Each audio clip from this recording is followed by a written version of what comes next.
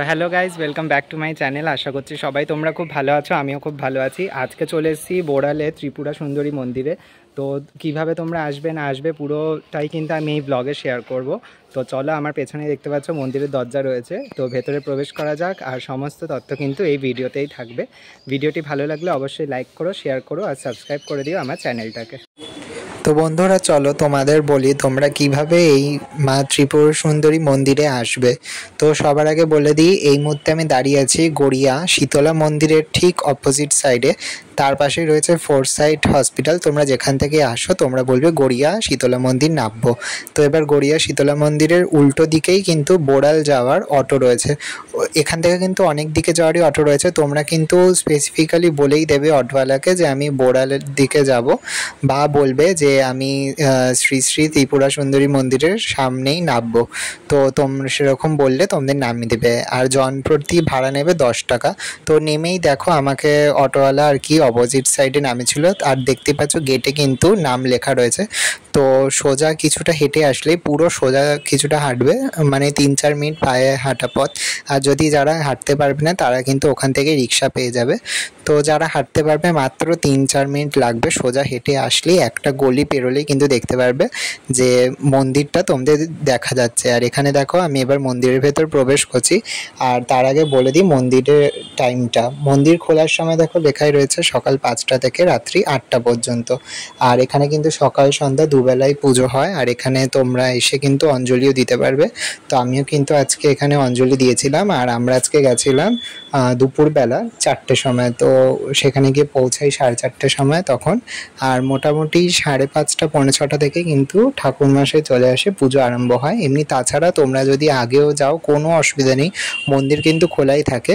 শুধু ঠাকুরের সামনে তোমরা দেখতেই পারবে, এখানে ঠাকুরের সামনে শুধু একটা গেট মতন দেওয়া থাকে, একটা গ্রিল টাইপের। কিন্তু তোমরা ঠাকুরকে কিন্তু সারাদিনই দর্শন করতে পারবে, কোনো অসুবিধা নেই। যেটা অন্যান্য মন্দিরে হয় কি, গর্ভগৃহের কাঠের দরজা থাকে, বন্ধ করে দিলে কিন্তু ঠাকুর আর দর্শন করা যায় না, সেটা কিন্তু এখানে একদমই হয় না। আর পরিবেশটা এত সুন্দর পরিচ্ছন্ন, মানে আর চারিপাশে গাছপালা দিয়ে এত ভর্তি, মানে সত্যি মনে হবে কি জানো তো, মানে সারাদিন এসে এখানে বসেই থাকি। এত শান্তশিষ্ট পরিবেশ, আর চারিপাশটায় পুরো গাছপালা দিয়ে ঘেরা। আর এখানটায় দেখো রয়েছে একটা নাট মন্দির। আর এই নাট মন্দিরের উল্টো দিকেই কিন্তু রয়েছে মায়ের গর্ভগৃহ।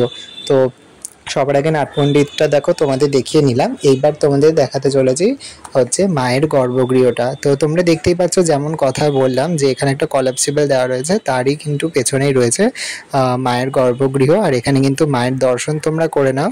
তো এখানে আমি ক্যামেরার মাধ্যমে তোমাদের সামনে তুলে ধরলাম মায়ের এই রূপ। এত অপূর্ব মায়ের রূপ দেখে সত্যি মানে তোমরা মুগ্ধ হয়ে যাবে। আর এত সুন্দর, মানে মন্দিরটা পুরো পরিষ্কার পরিচ্ছন্ন, আর এত সুন্দর করে কারুকার্য করা সিংহাসনটা, মানে দেখলেই চোখ ধাঁধিয়ে যাবে। তো মায়ের এখানে এক লীলা রয়েছে, সেটা আমি তোমাদের কাছে বলবো। আর এই মন্দিরটা কিন্তু অনেক পুরানো মন্দির। আর দেখতে পাচ্ছ ওপরে রয়েছে ঝাড়বাতি। আর সন্ধ্যার পর থেকেই কিন্তু 5:30-6টার পর থেকে কিন্তু পুরো চারিপাশটা মন্দিরে লাইট জ্বালিয়ে দেয়। আর অনেক লাল, নীল, হলুদ, সবুজ লাইটে কিন্তু পুরো মন্দিরটা আরও সুন্দর লাগে দেখতে। আর এইখানে একটা ছোট্ট পুকুর টাইপের রয়েছে, এইখানেই কিন্তু সন্ধ্যাবেলা আবার ফোয়ারাও মানে আর কি চালু করে দেওয়া হয়। আর তার পাশে যেখানে খাঁচা মতন করা রয়েছে, এখানে দেখো রয়েছে দুটো হাঁস। তো এই রাজহাঁসগুলো রয়েছে, অনেকে আর কি এসে রাজহাঁসের ছবি তুলছিল, দেখছিল, আমরাও ছবি তুলেছি।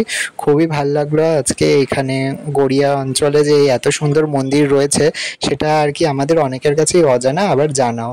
তো তোমরা অবশ্যই এসো মন্দিরটাতে। এবার চলো, এবার তোমাদেরকে আমি এই মন্দিরের ইতিহাসের ব্যাপারে বলি। তো বন্ধুরা, আজকে যে মেট্রো রেল যে টালিনালার উপর দিয়ে চলে গেছে, সেই নালাই কিন্তু এককালে ছিল ভাগীরথী নদীর মূল শাখার সাথে যুক্ত। আর এই মানে সমগ্র দক্ষিণ কলকাতার এলাকাই ছিল কিন্তু সুন্দরবনের অন্তর্গত, যেমনটা আমরা জানি।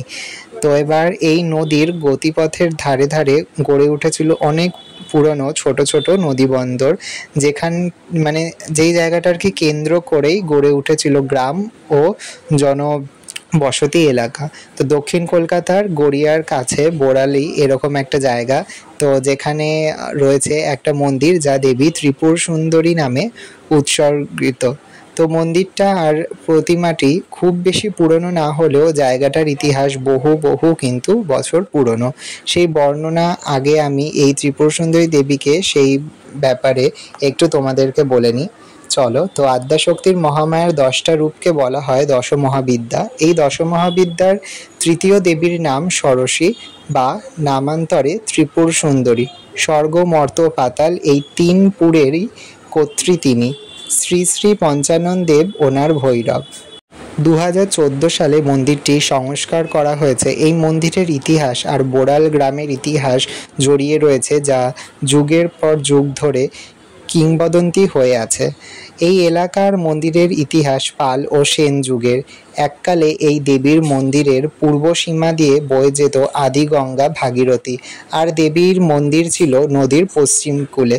সমস্ত রাজা ও বণিকরা তাম্রলিপ্ত বন্দর যাবার পথে এই বোড়ালে নেমে ত্রিপুর সুন্দরীর পীঠে এসে পুজো ও রাত্রি যাপন করতেন। সেন বংশের কেউ একজন মন্দির সংলগ্ন একটু 42.5 বিঘার পুকুর কাটান, যার নাম এখন সেনদিঘি। আর আমি এলাকাবাসীর থেকে যেটুকুনি আর কি কথা বলে জানতে পেরেছি যে এই দেবী মূর্তি কিন্তু আর কি নদী থেকেই উদ্ধার করা হয়েছিল। মূর্তিটি খুবই সুন্দর, আর কুমারটুলি থেকে একটি অষ্টধাতুর মূর্তি গড়িয়ে আনা হয়, যেটি বর্তমানে পূজিত। আর যেটা উদ্ধার করা হয়েছিল সেটা কিন্তু কাঠের ছিল মূর্তি, আর সেটা দেখেই আর কি পরে অষ্টধাতুর মূর্তি, যেটা তোমরা দেখতেই পাবে। প্রতি বছর মাঘ মাসের শুক্লা তৃতীয়া থেকে পঞ্চমী পর্যন্ত এখানে কিন্তু উৎসব হয়ে থাকে। তো বন্ধুরা, আজকের মতন ব্লগটা এখানেই রাখছি। কেমন লাগলো আজকের ব্লগটা তোমরা কিন্তু অবশ্যই জানিও। ভালো লাগলে কি করতে হবে সেটা তো জানোই, ভিডিও শুরুতে একবার বলেই দিয়েছি যে লাইক করতে হবে, শেয়ার করতে হবে, সাবস্ক্রাইব করতে হবে আমার চ্যানেলটাকে। এরকম আরও নতুন নতুন মন্দিরের খোঁজ আমি কিন্তু তোমাদের কাছে নিয়ে আসবো। অনেকদিন ধরেই ভাবছিলাম যে মা ত্রিপুরা সুন্দরী মন্দিরে আসবো, কিন্তু আসা হয়ে আর ওঠেনি।